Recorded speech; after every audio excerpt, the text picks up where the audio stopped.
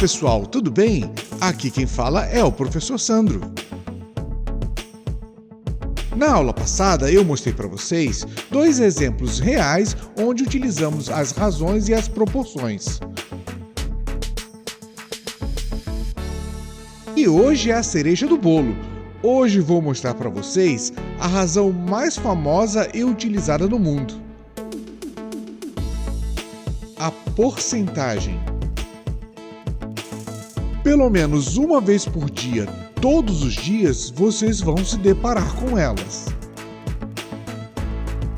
Seja ligando a televisão, entrando na internet ou um simples passeio pela rua. É só prestar atenção e elas estão lá. Tá bom, professor. Então tá, vai. Explica pra gente o que é uma porcentagem. Então, muito fácil, jovens. Olha só. Dentro do contexto que a gente está estudando, a gente pode definir uma porcentagem dessa forma. A porcentagem é uma razão que compara uma parte com um total de 100 unidades.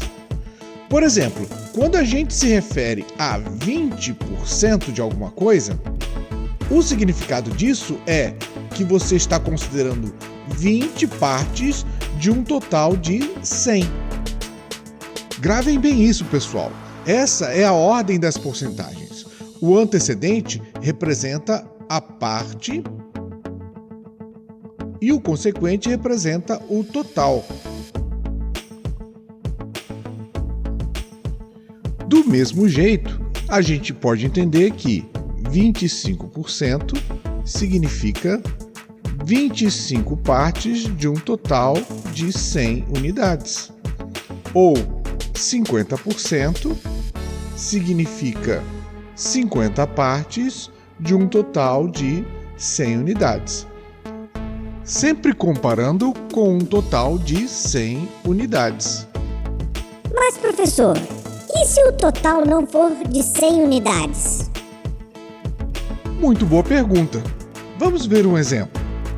Imagine que temos que descobrir quanto é 3% de um cesto que tem um total de 500 maçãs. Então, como vocês já devem ter percebido, 3% significa 3 partes de um total de 100 unidades. No caso aqui, se fosse 100 maçãs, 3% corresponde a 3 maçãs.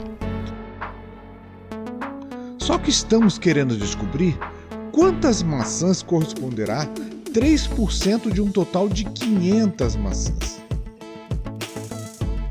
Para isso, nós vamos montar aqui uma proporção. Sim, uma proporção.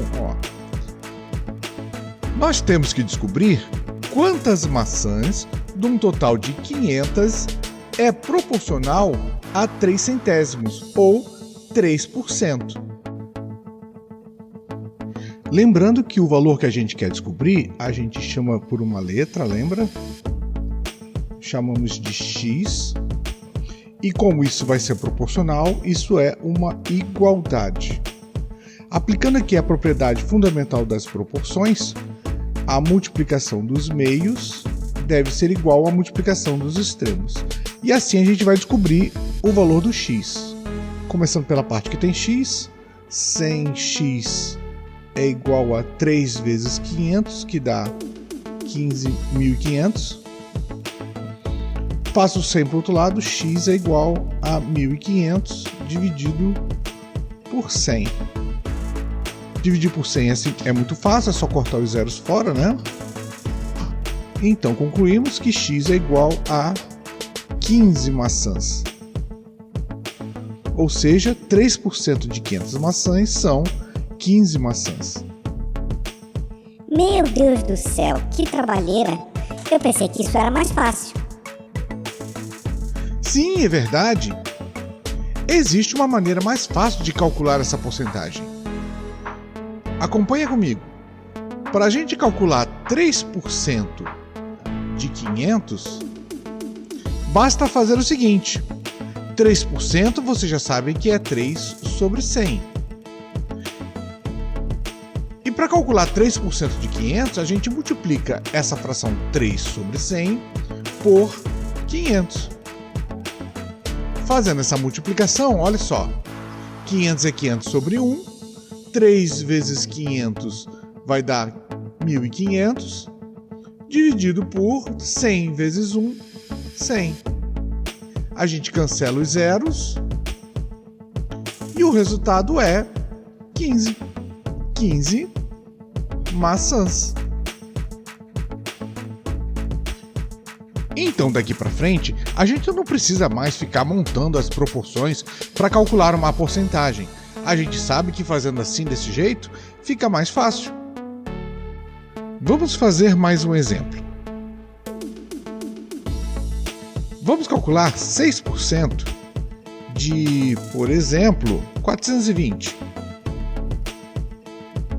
Então, a gente já sabe que 6% significa 6 sobre 100. A gente multiplica a fração 6 sobre 100 por 420. Para multiplicar essa fração, olha, o 420 está sobre 1. 6 vezes 420, que dá 2.520. E 100 vezes 1, que dá 100.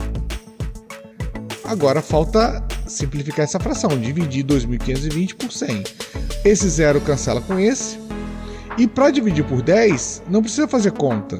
Basta andar com a vírgula uma casa para a esquerda. Então, andando uma casa para a esquerda, a vírgula vem parar aqui.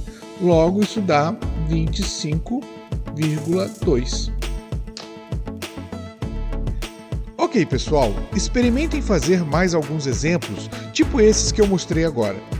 Na próxima aula, eu vou mostrar outros exemplos diferentes sobre porcentagem. Beijos do tio e até a próxima!